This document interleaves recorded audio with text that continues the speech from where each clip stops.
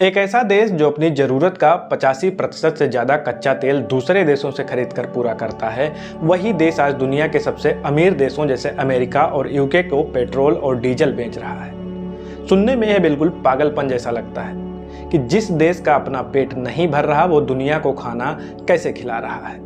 आज के इस वीडियो में हम दुनिया के सबसे बड़े ऑयल गेम का पर्दाफाश करने वाले हैं।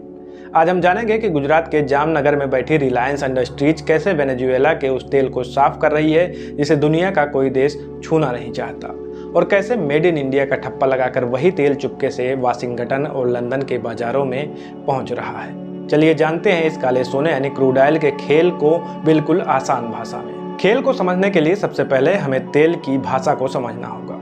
खबरों में आप हमेशा सुनते हैं कि क्रूड ऑयल इतने डॉलर प्रति बैरल हो गया, लेकिन इस एक बैरल का मतलब क्या है? आधिकारिक अंतर्राष्ट्रीय मानकों के अनुसार एक बैरल का मतलब होता है 159 लीटर कच्चा तेल। अब आज का गणित देखिए, मान लेते हैं अंतर्राष्ट्रीय बाजार में कच्चे तेल की कीमत 96 रुपये डॉलर प्रति बैरल चल रही है, तो डॉलर को रुपए में बदलें तो एक बैरल हमें पड़ता है लगभग 8,160 रुपये का। अब इस 8,160 को 159 से भाग दीजिए, नतीजा क्या आया? सिर्फ 51 रुपये प्रति लीटर। भारत सरकार और तेल कंपनियों को कच्चा तेल सिर्फ 51 रुपये लीटर में मिलता है, तो फिर आपके शहर के पेट्रोल पंप पर यह 100 रुपये या 110 रुपये लीटर क्यों बिक रहा है? इसके पीछे 3 बड़े विलेन हैं। रिफाइनिंग और ट्रांसपोर्टेशन कास्ट, तेल को समंदर पार से जहाजों में लाने और साफ करने का खर्च, डीलर कमीशन, पेट्रोल पंप मालिक का 3 से 4 रुपये का मुनाफा, और सबसे बड़ा विलेन टैक्स, केंद्र सरकार की एक्साइज ड्यूटी और राज्य सरकारों का भारी भरकम वैट। कई बार 51 के तेल पर 50 तो सिर्फ टैक्स हो जाता है। अब आप सोच रहे होंगे कि ठीक है, हम तेल खरीदते हैं, टैक्स देते हैं तो समझ में आता है, लेकिन हम अमेरिका को तेल कैसे बेच रहे हैं? यहीं पर एंट्री होती है भारतीय इंजीनियरिंग की सबसे बड़े अजूबे की, यानी रिलायंस की जामनगर रिफाइनरी। आपको जानकर गर्व होगा कि गुजरात के जामनगर में स्थित यह रिफाइनरी पूरे दुनिया की सबसे बड़ी सिंगल साइट ऑयल रिफाइनरी है। यह 7500 एकड़ से ज़्यादा जमीन पर फैली हुई है, यानी लंदन का जो मुख्य वित्तीय जिला है उससे 10 गुना ज़्यादा बड़ी है। इसकी क्षमता इतनी विशाल है कि यह हर दिन 12.4 लाख बैरल कच्चे तेल को प्रोसेस कर सकती है। लेकिन इसकी असली ताकत इसके आकार में नहीं, इसकी तकनीकी में है। दुनिया में हर जगह एक जैसा तेल नहीं मिलता। वेनेजुएला जैसे देशों से जो तेल निकलता है उसे अल्ट्रा हैवी और सार क्रूड कहते हैं। यह इतना गाढ़ा कीचड़ जैसा सल्फर से भरा होता है कि दुनिया की आम रिफाइनरियां इसे छूते ही दम तोड़ देती हैं। जैसे जामनगर रिफाइनरी को दुनिया का सबसे कॉम्प्लेक्स प्लांट माना जाता है। यह इस घटिया और सबसे सस्ते तेल को भी चूस कर उसमें से प्रीमियम क्वालिटी का पेट्रोल डीजल निकाल लेती है। अब थोड़ा सा साइंस समझते हैं। रिफाइनरी के अंदर इस काले गाढ़े तेल के साथ क्या किया जाता है? इस प्रोसेस को कहते हैं फ्रैक्शनल डिस्टिलेशन।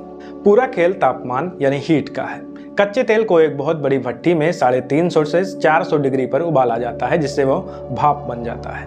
इस भाप को एक ऊंचे स्टील के टावर में नीचे से छोड़ा जाता है। यह टावर नीचे बहुत गर्म होता है और ऊपर जाते जाते ठंडा होता जाता है।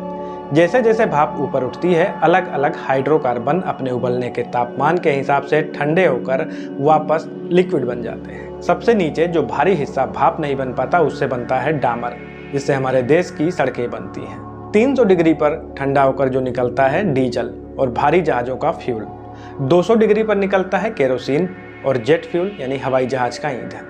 150 डिग्री पर आपकी चमचमाती कारों के लिए निकलता है पेट्रोल, और सबसे ऊपर 20 डिग्री जो चीज़ें इतनी ठंड में भी गैस बनी रहती हैं वो होती हैं एलपीजी यानी रसोई गैस और नेफ्था। इसी नेफ्था से आज दुनिया का हर प्लास्टिक, मोबाइल कवर और आपके कपड़े यानी पॉलिस्टर और नायलॉन और कुछ दवाइयाँ बनती हैं। यानी कच्चे तेल का एक भी कतरा बर्बाद नहीं होता है। कच्चे तेल से बनने वाले मुख्य प्रोडक्ट्स को हम 5 बड़े हिस्सों में बांट सकते हैं। नंबर 1 है गाड़ियों और यातायात का ईंधन। यह कच्चे तेल का सबसे मुख्य और बड़ा हिस्सा है। यानी सबसे पहले आता है पेट्रोल। कारों और बाइक्स के लिए पेट्रोल, डीजल ट्रकों, बसों और ट्रेनों और भारी मशीनों के लिए, जेट फ्यूल यानी एटीएफ हवाई जहाज़ों और रॉकेट के ईंधन के रूप में, और मरीन फ्यूल समंदर में चलने वाले बड़े जहाज़ों के लिए गाढ़ा ईंधन इससे तैयार होता है। दूसरा पार्ट में देखें तो रसोई और घरों का ईंधन। एलपीजी यानी लिक्विफाइड पेट्रोलियम गैस, आपके रसोई घर का लाल सिलेंडर जिससे खाना बनता है। केरोसिन यानी मिट्टी का तेल, स्टोव और लालटेन में इस्तेमाल होने वाला पारंपरिक ईंधन। हालांकि अब केरोसिन ज़्यादा इस्तेमाल नहीं किया जाता। नंबर 3 पर है प्लास्टिक और सिंथेटिक सामान। कच्चे तेल से नेफ्था नाम का एक केमिकल निकलता है जिससे आज की दुनिया का लगभग हर प्लास्टिक बनता है। प्लास्टिक की वस्तुएं, मोबाइल कवर, बाल्टी, कुर्सियां, खिलौने और पानी की बोतलें भी इसी से बनती हैं। सिंथेटिक कपड़े, नायलॉन, पॉलिस्टर और एक्रिलिक के कपड़े जो आप पहनते हैं। पैकेजिंग का सामान यानी पैक करने वाली पन्नी, बबल रैप और फूड कंटेनर्स इसी से बनाए जाते हैं। कंस्ट्रक्शन और गाड़ियों की देखभाल के लिए भी इससे मटेरियल निकलता है, जैसे डामर या तारकोल सड़कों को बनाने के लिए इस्तेमाल होने वाला काला और गाढ़ा पदार्थ।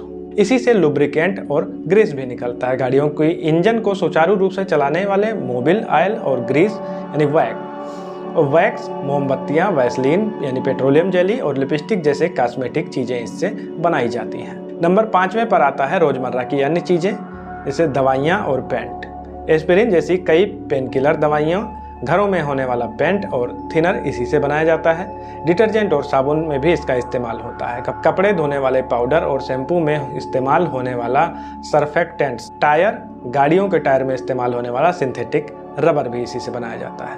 कुल मिलाकर संक्षेप में कहें तो सुबह उठकर टूथब्रश करने यानी प्लास्टिक से लेकर ऑफिस जाने, पेट्रोल, दवा खाने और रात को मोमबत्ती जलाने तक हम 24 घंटे कच्चे तेल से बनी चीजों से घिरे हुए हैं। इसीलिए इसे काला सोना यानी ब्लैक गोल्ड भी कहा जाता है।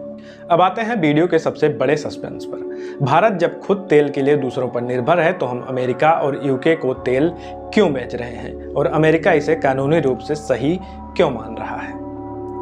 इसके पीछे एक अंतर्राष्ट्रीय नियम है। जब भारत रूस या वेनेजुएला से कच्चा तेल खरीदता है और अपनी रिफाइनरी में उसे पूरी तरह प्रोसेस करके पेट्रोल डीजल में बदल देता है तो अंतर्राष्ट्रीय कानून के तहत उसका कंट्री ऑफ ओरिजिन यानी उत्पत्ति का देश बदल जाता है। अब रूसी या वेनेजुएला का तेल नहीं रहा, वह तकनीकी और कानूनी रूप से मेड इन इंडिया तेल बन चुका है। यूक्रेन युद्ध के बाद अमेरिका और यूरोप ने रूस पर प्रतिबंध लगा दिए कि उससे कोई भी तेल नहीं खरीदेगा। लेकिन अमेरिका यह भी जानता है कि अगर रूस का तेल मार्केट से पूरी तरह गायब हो गया तो दुनिया में पेट्रोल 500 रुपये लीटर हो जाएगा और खुद अमेरिका में मंदी आ जाएगी। इसलिए अमेरिका ने एक बीच का रास्ता निकाला जिसे यूएस कंट्रोल्ड फ्रेमवर्क कहते हैं। अमेरिका ने भारत को वेनेजुएला से तेल खरीदने की खुली छूट दे दी है। नतीजा क्या है? वेनेजुएला आज भारत का तीसरा सबसे बड़ा तेल सप्लायर बन गया है। भारत वहां से सस्ता कच्चा तेल खरीदता है, जामनगर में उसे साफ करता है और जब अमेरिका और यूके को अपनी गाड़ियों के लिए डीजल चाहिए होता है तो वे भारत से उसे प्रीमियम दामों पर डॉलर देकर खरीद लेते हैं। इस खेल से भारत को डबल फायदा हो रहा है। भारत का जो पुराना 8300 करोड़ से ज़्यादा का फंड ओएनजीसी का वेनेजुएला में फंसा था वो अब वापस आ रहा है। भारत की निजी कंपनियां जैसे रिलायंस विदेशों में महंगे दामों पर तेल बेचकर अरबों डॉलर कमा रही हैं, जिससे भारत का विदेशी मुद्रा भंडार मजबूत हो रहा है। तो दोस्तों, अगली बार जब पेट्रोल पंप पर अपनी गाड़ी में ईंधन भरवा रहे हों तो इस पूरे ग्लोबल गेम को जरूर याद रखिएगा।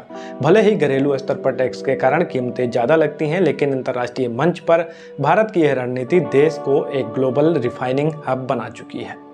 हम सिर्फ एक बड़े कंज्यूमर ही नहीं हैं बल्कि दुनिया के सबसे कुशल मैन्युफैक्चरर हैं, जो तेल यानी कच्चे माल को वैल्यू एडेड प्रोडक्ट्स में बदलकर दुनिया की महाशक्तियों को बेच रहे हैं। आपको क्या लगता है, क्या भारत की इस कूटनीति से घरेलू बाजार में भी पेट्रोल डीजल के दाम कम होने चाहिए? आपकी क्या राय है? जो भी आपकी राय है कमेंट सेक्शन में जरूर बताएं। वीडियो में दी गई गहरी नॉलेज अच्छी लगी हो तो चैनल को सब्सक्राइब करना ना भूलें। मिलते हैं अगले वीडियो में एक नए टॉपिक के साथ, एक नए ऐसे ही धमाकेदार और ज्ञानवर्धक वीडियो में मिलेंगे। तब तक के लिए जय हिंद, जय भारत।